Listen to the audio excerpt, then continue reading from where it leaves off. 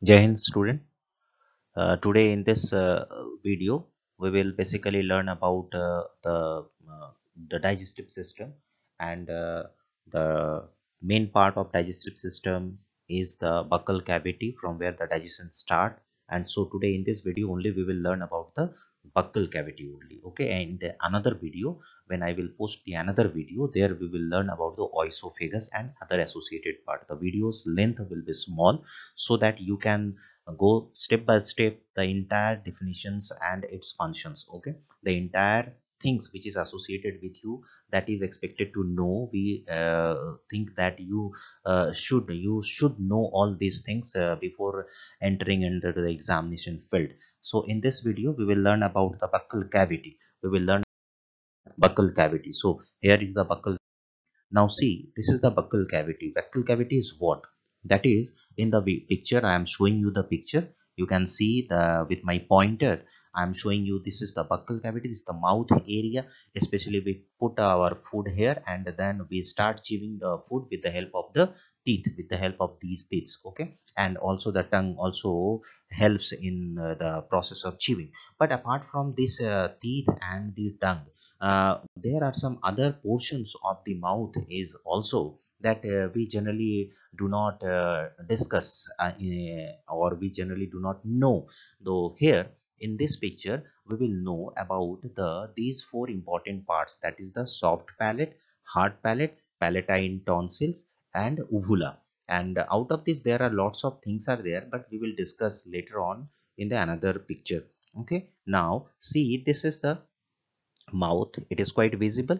Now come to the soft palate. Now come to the soft palate and uvula. Now come to the soft palate and uvula. Now this soft palate, what is the soft palate generally, what help they provide us during the swelling process? So the answer is very simple, that is soft palate and uvula move together to close off the nasopharynx. That is here the nasopharynx area is there, and they together, that is uvula and nasopharynx, they close together so that the food should not go inside the nasal cavity. So the food should not go inside the nasal cavity. So you got the idea what are the roles of soft palate and uvula. Now come to the hard palate. Now come to the hard palate. This is the hard palate, and you can see the, or you can feel the ridges are there. Okay, ups and down ridges are there. Even you can touch the ridges through your finger inside your mouth also. Then what are these ridges help, and what is the meaning of these hard palate? So basically you should know that these hard palates provide the spaces of the tongue to move. Okay, tongue also wants to move freely. So these are the places, that is hard palate provide the tongue to move freely. And also during the mastication process it provides the grip. It provides the grip to just hold the food properly. Okay, now after mastication what happens? The food turns into the soft part, that is it turns into the soft that is hard food turns into soft one. And the soft things are is called the bolus. It is called the bolus, bolus. And these bolus, then this bolus goes inside the oesophagus. This bolus goes inside the food pipe. Okay, and then the with the help of the peristaltic movement the food goes inside the stomach. Now come to this hard palate. We have learned about the soft palate and also with the uvula. Now come to this palatine tonsils. Palatine tonsils are also in pair. You can see I'm very close to the uvula. Now palatine tonsil is generally create a disease that is called tonsillitis. This is create a disease that is called tonsillitis. In the tonsillitis what happens, generally when there is an inflammation, or suppose that there is an attack of bacteria or viral infection is there, and if the bacterial virus is quite strong and it fails to fight with that, then it will give you the signal by swelling. Means अचानक ये क्या होता है, ये फूल जाता है, और फूल करके ये आपको बताएगा कि आपके बॉडी में कहीं ना कहीं कोई इन्फेक्शन आ चुका है. तो एक प्रकार का ये सिग्नल है, ये सिग्नल क्रिएट करता है, ये बताता है आपको कि हमारा टॉन्सिल्स क्यों फूला हुआ. तो that is called tonsillitis.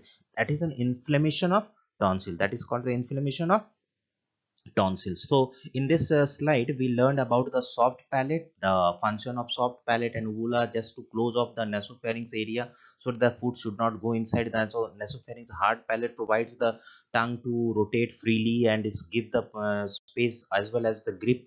and palate and tonsils is the inflammation that shows the inflammation where there is any disease or not, where is any infection or not, and uvula also seen. In the next slide, when you see slide, that is the salivary glands and its type. That is the class 10 students, we expect from the class 10 student that whenever they are asked the questions, that is what is the function of salivary gland, generally they used to write that salivary gland secretes the saliva. It is quite common, and I know and everybody knows that. But whenever something you are collecting, that is from other sources, you are just collecting the informations, and if you are putting those informations in writing in a brief, then it will give you a good impression that you are a good learner. That is, then salivary gland means, first of all you should know about the salivary gland and its types. That is, how many types of salivary glands are there? There are three types of salivary glands. They see one, two, and three. That is first, second, and third. Now in this class you will learn, after the end of the class you will learn that the parotid gland is there, submandibular gland is there, and sublingual gland is there. Submandibular is also called a submaxillary. Okay, parotid gland. Now the question comes that where is the location? What is the location of the parotid gland? Now see, this is the face, and here the parotid gland you can see here. This is just below the ear. This is just below the ear, close to the ear. There is a very big gland. Okay, out of these three glands, only parotid glands are big in size. You can see the parotid glands is there. It means two parotid glands are there, two submandibular glands is there, and two sublingual glands. Are total six glands are there. So side face you can see parotid gland is there, and here also you can see I have shown you that parotid gland is here. This is the submandibular gland or submaxillary also called, and here it is the sublingual gland. And what is the functions of these three? These three just secretes the what you call the saliva. These three secretes the saliva. Now the saliva is the mainly water. Actually, when we say about the saliva, that is, saliva is mainly water. That is, it contains 99% water. It contains 99% water and only 1% dissolved substances. Now the first question comes that what are the dissolved substances? Then it is the dissolved substances. You should learn that dissolved substances are lysozyme. First of all, lysozyme. Lysozyme is what? It is an enzyme. That it is an enzyme that kills the bacteria. Lysozyme is an enzyme that kills the bacteria. And then another very important, very important is the enzyme that is called the salivary amylase. This salivary amylase, you know, that is, it is the starch splitting enzyme. So salivary glands again divided into three parts, three types. That is, there are three types of salivary glands are there. That is parotid gland, submandibular gland, and sublingual glands. And what are the secretions of these three glands? So you can say that these three glands secretes the very important 99% water. The saliva, which is made up of, it secretes the saliva, and saliva contains the 99% water and 1% of these dissolved substances. Then what are the dissolved substances? Then the dissolved substances are the salivary amylase.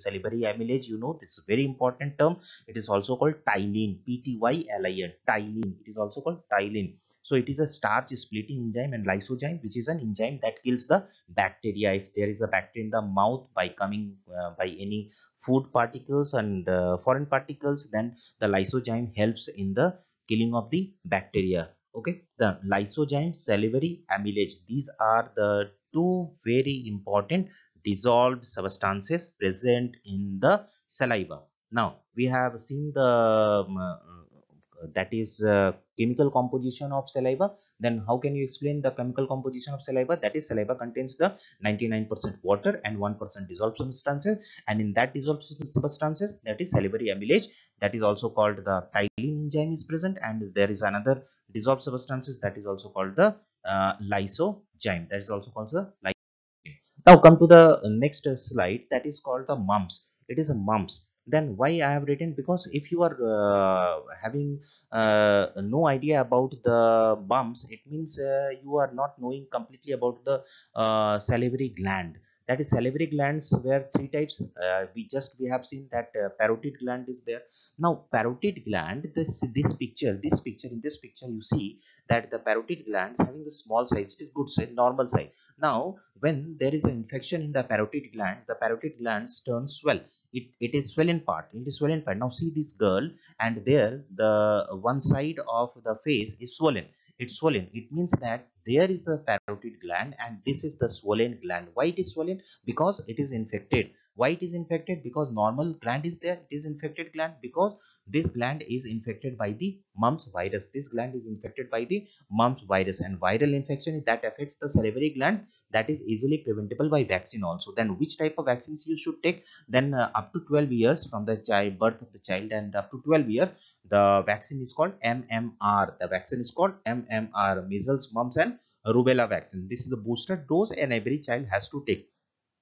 And generally it is said that if once the mumps disease is happened to the child, if it is infected to the child by the mumps disease, if the child is infected by the mumps disease, then in the future no disease will, because the child will become resistant to that disease. But it is better to take the MMR vaccines for the further that is protection of the body. So mumps affects the parotid gland, salivary glands below and in front of the ears. So we have seen about this video about the buccal cavity and four important parts of the buccal cavity. I'm just revising all those four parts: hard palate, soft palate, uvula, palatine tonsils. And in the second part, second video, we have seen about the types of the salivary glands, and the salivary glands were of three types basically according to the size. It is first one is the parotid gland, second one is the submandibular gland, and third one is the sublingual gland.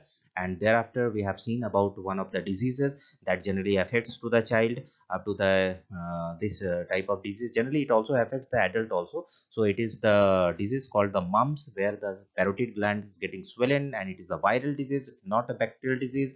And this disease is being treated by the vaccine, and you know that is the vaccine name of the vaccine is the MMR. And this MMR vaccine means the measles also, mumps also, and rubella. That is a complete of booster dose.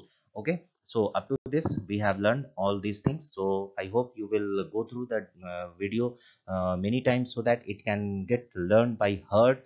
And in the next time again I will be with you with another topic, that is esophagus and stomach. Part by part it will be posted so that you should learn. धीरे धीरे करके ही हम इसको post करेंगे जिससे कि तुमको सारे टॉपिक याद हो जाएं, और वीडियो भी छोटा रहे जिससे कि तुम उसको आसानी से अगर डाउनलोड करना चाहो तो कर सकते हो। चलिए ठीक है, इसके बाद हम अगले क्लास में मिलते हैं। तब तक के लिए धन्यवाद।